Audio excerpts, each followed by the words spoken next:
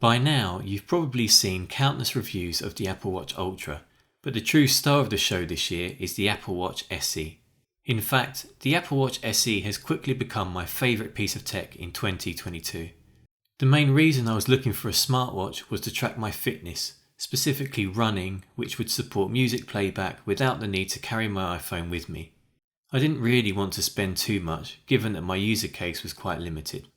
I looked at the various Garmin options available, with models like the Forerunner boasting far more health and fitness tracking and features than I would ever need to use.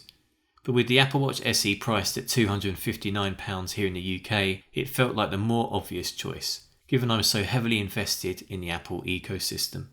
With almost all of the same features as the Series 8, more on that later, I decided to take the plunge, and from day 2 onwards, I experienced some very positive changes. I became motivated to focus on my fitness. With 32GB of memory on board, I downloaded my running playlists, loaded the running workout app, connected my Powerbeats Pro and hit the road. It felt great to be outside without my iPhone strapped to my arm, listening to my favourite motivational tracks, subtly interrupted every kilometre to provide an update on my pace. This is the type of tech I love to have in my life. Apple throws in 3 months of Fitness Plus for free with every new Apple Watch. So I decided to give it a shot for those days I'm at home and needed to take a break from running. Pick a class, hit the button, and the countdown syncs and starts tracking. Your heart rate and calories burned are displayed in the top left corner of the screen, giving live stats to keep you focused on your performance and progression. It's simple but surprisingly satisfying to experience. Combined with the badges and rings as part of the activity app, consisting of move, exercise and stand, I felt compelled to stay active and get out and about more than usual. Even a simple walk around the block makes a nice difference. Having recently become a dad, the only real time I have available is in the mornings before work, so these fitness classes have helped me to find a manageable, sustainable routine that works for me. Anyway, at risk of sounding like a sales pitch, let's talk about the other features. The Apple Watch SE has certainly been offering me enough with regards to my fitness tracking needs, but it's worth noting some of the features this is missing when compared with the Apple Watch Series 8. Whilst it can measure your heart rate, it doesn't have the blood oxygen or ECG apps, or temperature sensing. It's also not dust resistant, and the always-on Retina display is sadly not available either. The screen's bezels are bigger than the Series 8, meaning there's essentially less visible screen space, which on the Series 8 offers an edge-to-edge experience that looks pretty cool. For me personally, these features are more of a nice to have. If I had to pick one feature that I do miss, it's the always-on display. The SE does a good job of waking up the screen when rotated towards me, but there are times when it would be nice to just glance and see the time, and other information presented by the complications, such as unread messages or the weather, without flicking my wrist every time. I'm pleased that all of the key safety features are in the SE: emergency SOS, emergency calling, as well as fall and crash detection. Nice to know if ever we're unfortunate enough to experience these situations. By default, fall detection is on during workouts only, to ensure there's no false alarms raised whilst wandering around the house or something. Something to note though, if you go for the GPS version, emergency calling cannot take place without your iPhone being connected. I opted for the GPS version as it was cheaper and could still track my runs without the need for my iPhone. As soon as it connects with the iPhone again once back at home, all of the data is shared, ready to view. You can also download music tracks offline, so I use Spotify, or you can use the Apple Music app as well. The workout app data can easily be uploaded to other popular fitness apps, such as Strava, or of course you can load the Strava or equivalent app directly if you prefer using them instead. Other than running, my iPhone is always nearby, so this works well for me. The SE is swim suitable, meaning it's water resistant to 50 meters, perfect for you swimmers out there, unless you intend on taking a very deep dive. It's pretty cool that the water lock feature can pump out any water that makes its way into the watch. Hold down the crown button and it will eject over a few seconds. A nice touch. Sleep tracking is available if you're interested, so you can view your sleeping trends and stages, such as core or deep sleep, and get a sense of how much rest you're really getting.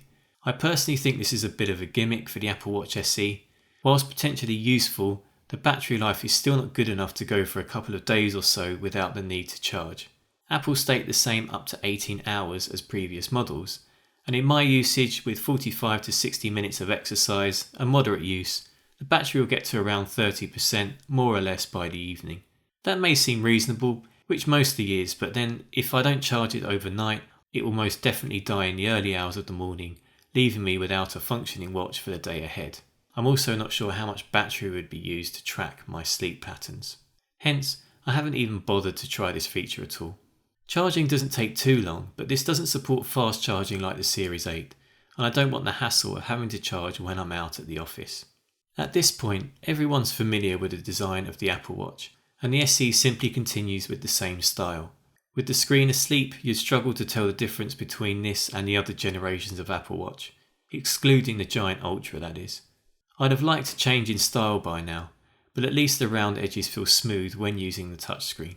I went for the smallest 40mm size, as I have very small wrists and wanted the lightest offer so I'm not aware of it when running. It's really comfortable to wear for extended periods, especially when compared to regular chunky mechanical watches.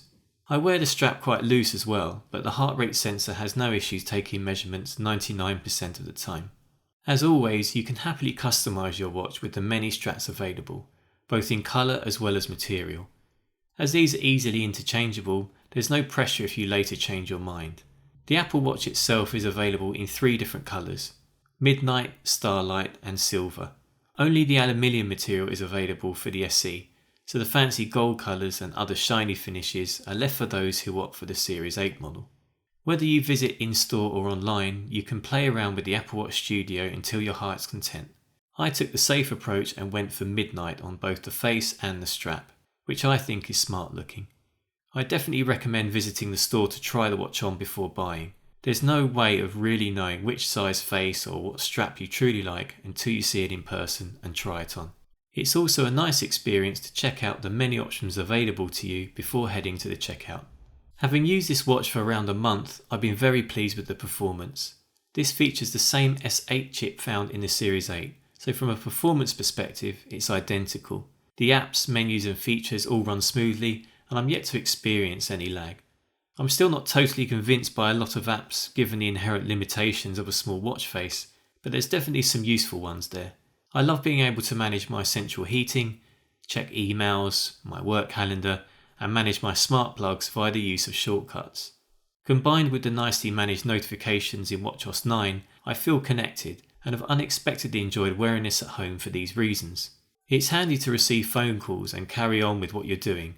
The microphone and speakers work well, so you can rely on it without any fears. I'm annoyed that Apple have limited the full QWERTY keyboard to the Series 8 and Ultra models though. The swipe area works quite well though. You can handwrite full words or go letter by letter, and do this quickly with surprisingly accurate results. If I intend on writing lengthy messages, I'm going to choose my iPhone anyway, so whilst this is frustrating, I don't think it's a deal breaker. The dictation using the microphone is also surprisingly accurate, so this is another viable option.